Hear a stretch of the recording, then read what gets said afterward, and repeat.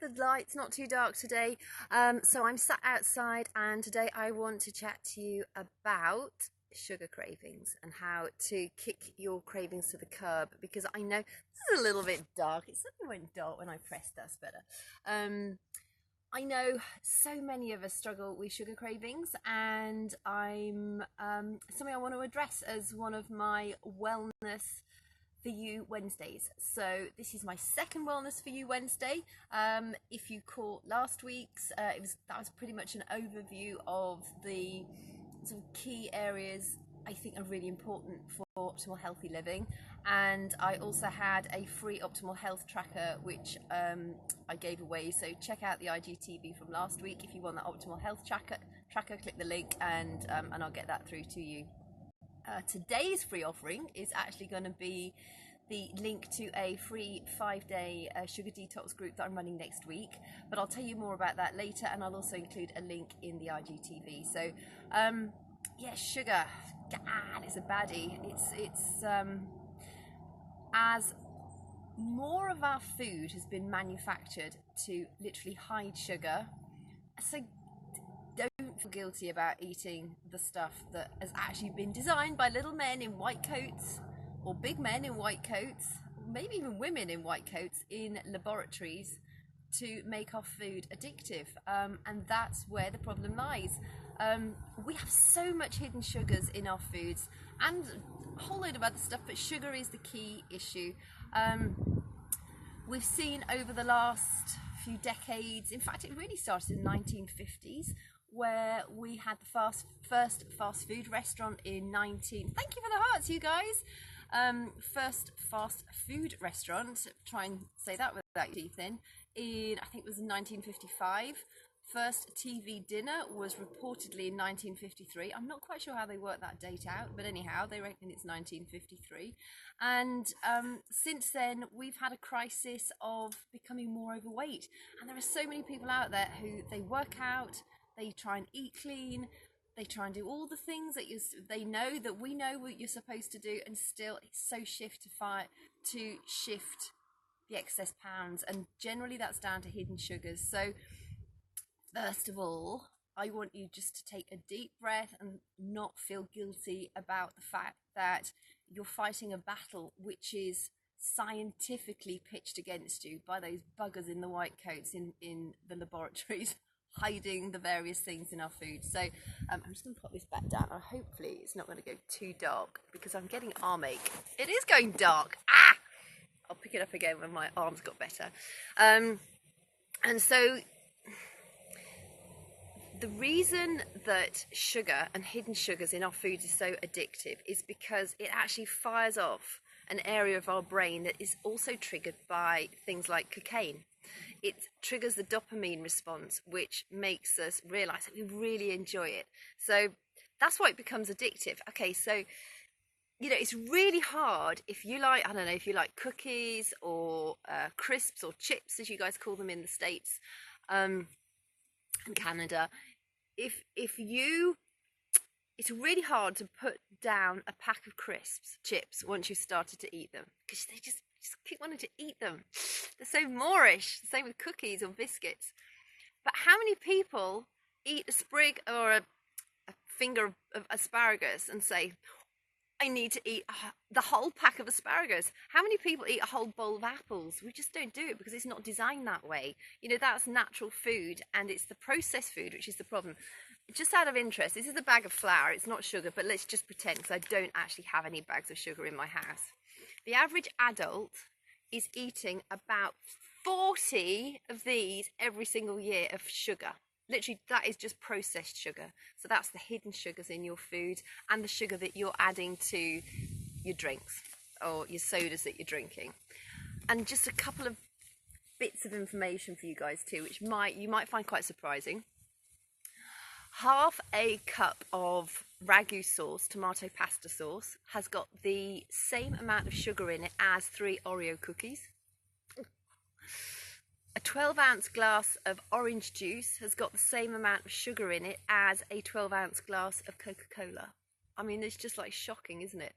And so for those diets which say just restrict your calories, so, you know, so long as you don't exceed that amount of calories on a daily basis, you're good to go. That's just such a load of baloney, because counting calories, there's no nutritional value in it. Potentially you could just say, okay, well, I'm going to go and eat the Oreo cookies, I'm going to eat the high sugar stuff, I'm going to eat the sweets, I'm going to fill myself with M&Ms and Coke, and I'll stop when I get to the amount of calories that I'm allowed on that day. But there's no nutritional value to it. It's going to make your blood sugar levels skyrocket. You're going to be up and down and all over the shop. You're not going to sleep well. Your skin's going to be awful. You're probably going to have bad breath.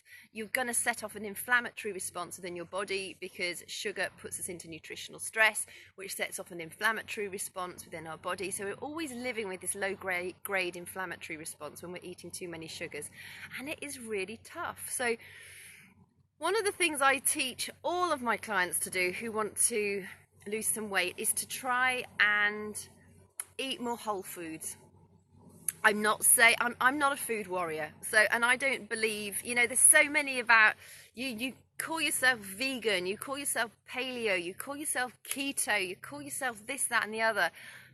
It's food. We're designed to eat a mix of food, but we're designed to eat food that, okay, if you're a vegan, I apologise, but that runs around the field or swims in the sea. If you're vegan, just pick it off the bushes or dig it up out of the ground.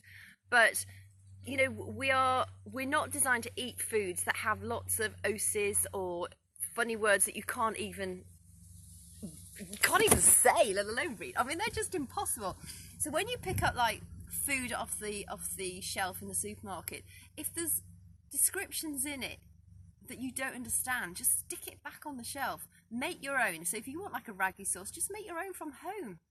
Just slow cook a load of roast the best ragu sauce. Just slice up some red onions, slice up a variety of different pepper colours, bell peppers.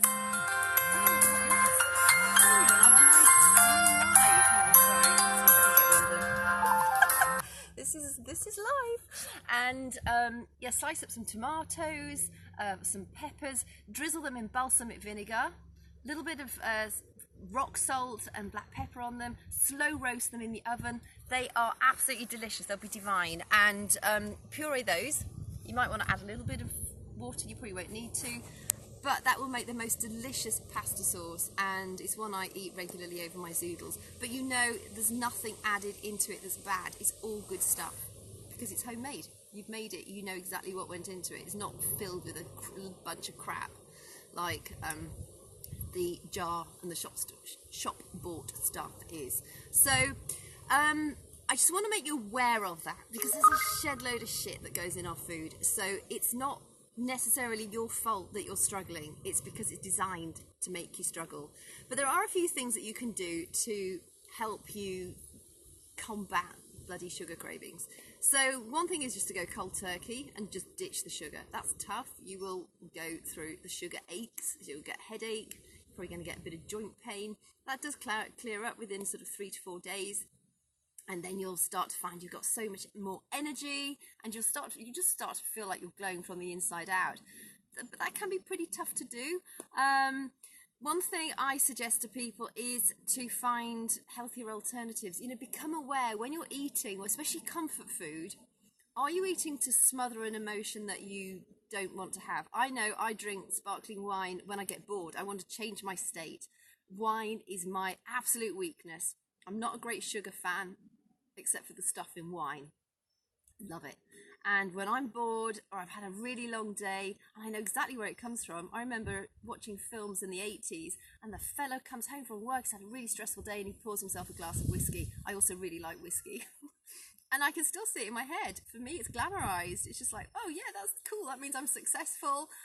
It means that I'm working hard, and it means I'm an adult, so I can go and do it. And I know that is my subconscious belief. I must hypnotize myself to get that out of my head. But that's for another day. But so work out, what is your trigger? Is it because you're lonely? Is it because you're in pain? A lot of our caregivers gave us sweets to distract us when we hurt ourselves, and they didn't realize that by giving us sweets, they were helping us set up this belief system that when we're in pain, we can smother it with food. and it's not their fault. You know, I grew up with a mum who said you have to clear your plate before you can leave the table. She loves me. My mum's one of the best mums in the world. I adore my mum. But, you know, again, that encourages you to grow up with this belief system that you've got to clear your plate. And, you know, if you go out for a pizza these days, those pizzas are bloody huge. And if you're thinking you've got to clear your plate, you have got one heck of a challenge ahead of you. So it's about becoming more aware of what you're eating. It's about becoming more aware of your hunger pangs. So, you know, it takes like 20 minutes when you've eaten something for that food to get into your tummy and for your brain to start to register that you're starting to feel full. So slow it down, chew your food more.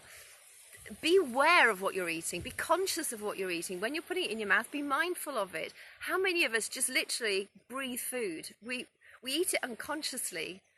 You know, it's like we just gobble it down and all of a sudden it's gone, and it's just like, oh Christ, what the heck happened then? Did I eat or did I snort my food? And you know, it's all about becoming more aware, and there are things that you can do, you know, by working out what is that emotion behind the food. Are you truly hungry, or are you smothering an emotion? And by becoming aware, you can then start to take control of it. And when you know that it's not hunger that's causing your need for food, find an alternative behaviour. That might be meditating.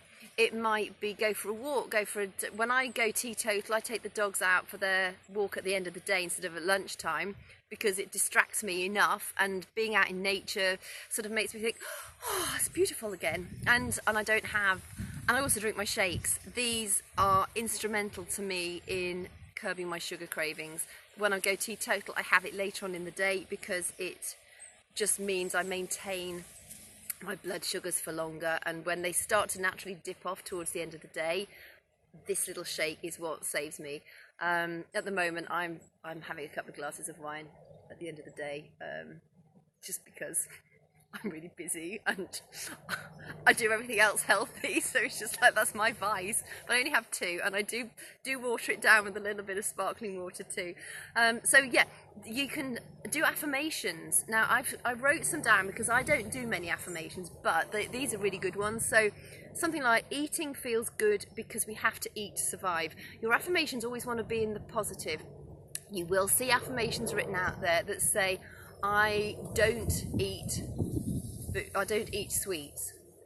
The subconscious brain doesn't actually register a negative, and I know this because I'm a psychotherapist, so believe me, and I'm a hypnotherapist. So you never want to give it a negative, you always want it to be in a positive. So eating feels good because we have to eat to survive. I'm also going to be sharing all these in the free group that I'm running next week, so if you've jumped on late, I will explain a bit more about the free group at the end of this, but just so that you know, I will be sharing all this in more detail. I eat slowly and stop eating the moment I feel full. That's a really good one. I love to eat lots of green vegetables and fruits. They provide me with all the vitamins and minerals necessary for my body. I now dissolve all the cravings for sweets and fried foods. So you see, I dissolve all the cravings. That's positive. It's not a negative. So these are really, really good affirmations. The other one is, I eat only those foods which are good for my body. And again, it's a positive, and it's crowding out the bad with the good. And as part of the groups that I run, we talk about eating smaller meals more regularly, so every sort of 2 to 3 hours. And that just helps to maintain your metabolism, but it also helps to keep your blood sugars regular. So if they're nice and stable, you're not going to get that crash which makes you reach for the biscuits or the processed food. Other alternative behaviours, a really good one for me, if I'm feeling a bit of a sweet tooth after I've had my evening meal, which is quite rare, or after lunch. For some reason, if I have something savoury at lunchtime, I often feel like something a little bit sweet. Now, often I'll have a piece of fruit, but if I'm craving something like bad sweet, I go and brush my teeth, and it makes a massive difference. It's really strange. It's because you've got that mintiness in your mouth and your teeth feel clean, it curbs that need to eat something. But then peppermint is also really effective if you're hungry. Have a peppermint tea, it takes your hunger pangs away, so maybe it's something to do with the peppermint.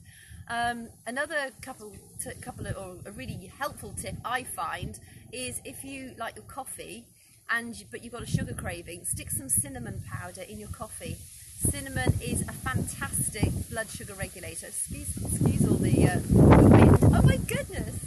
I hope it's not affecting the audio of this too much. I'll pop it back there because it might protect it a bit more. Take a nap. Some people really need to take a nap in the afternoon. If you're exhausted, if you've been up late, that's bad sleep. And I'm going to go into sleep on my next Wellness Wednesday. Right, it's gone, the wind's gone.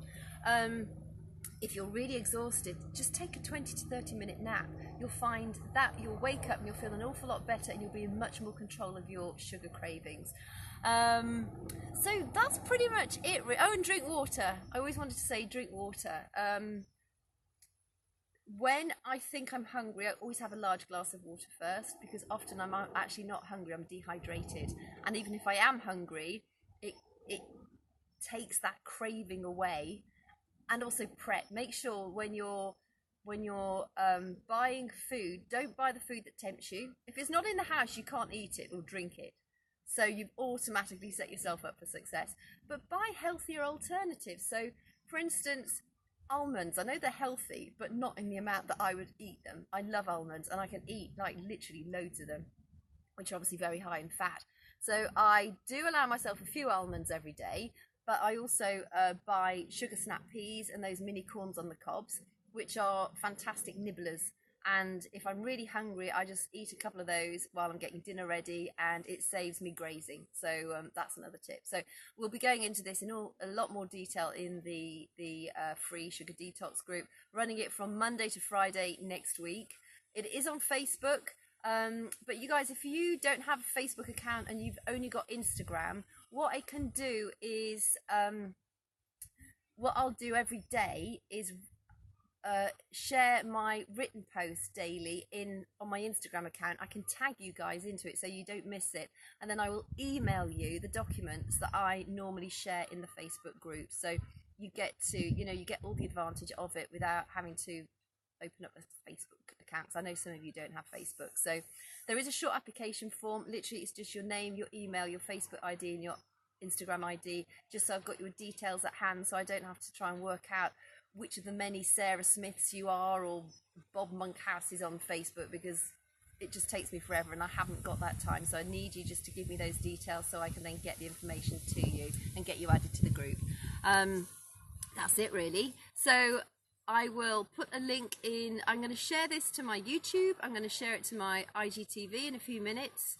There will be a preview link on my Instagram feed, and I will also share this on my Facebook like page and my Facebook personal page. So there's loads of access for the link for the free group, and also just to listen to this again if you're really bored with the rest of your day. So anyway, I hope you found it helpful, and I hope to see you guys in the group and get to know you a bit better on the other side of the screen. So yes, fruit, yes, Marcos, they are. Fruits and greens are great, and should have at least alive here.